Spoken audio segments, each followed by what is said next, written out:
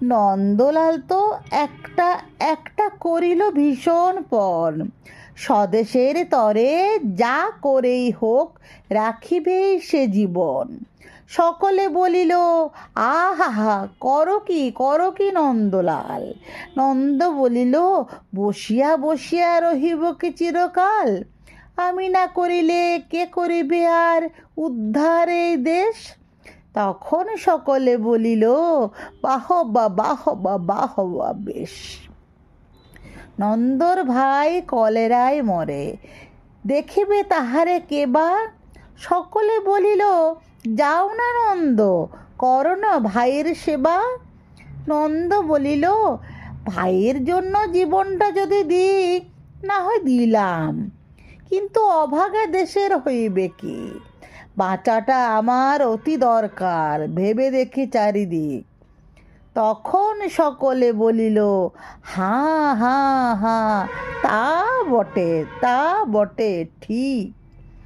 নন্দ একদা হঠাৎ একটা কাগজ করিল বাহির, গালি দিয়া সবে গদ্যে পদ্যে বিদ্যা করিল জাহির।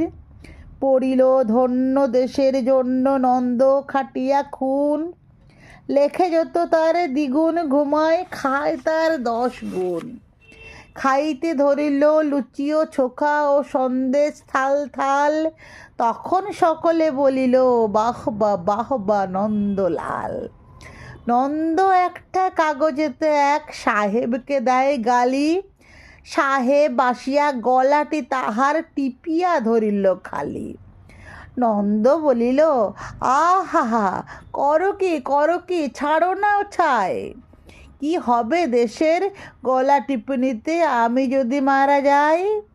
বলো, কবিঘত নাকে দিব খত, যা বলো করিব তাহা।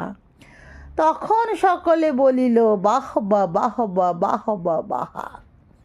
নন্দ বাড়ির হতো না বাহির, কোথা কি ঘটে কি জানি। চড়িত না গাড়ি, কি জানি কখন উল্টায় গাড়িখানি। নৌকা ভীষণ ডুবিছে ভীষণ, রেলে কলিশন হয়। হাটিতে সর্প কুক্কুটার গাড়ি চাপা পড়া ভয়। তাই শুয়ে শুয়ে কষ্টে বাঁচিয়ে রহিল নন্দলাল।